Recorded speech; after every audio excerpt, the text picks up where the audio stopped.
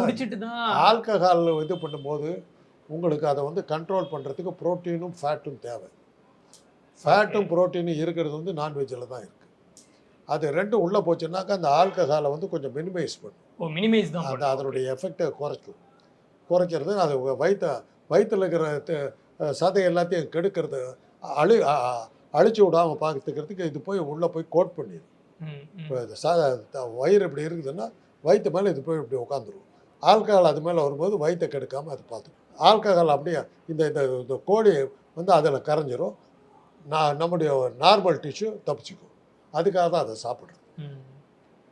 Non veg கண்டிப்பாக தேவை.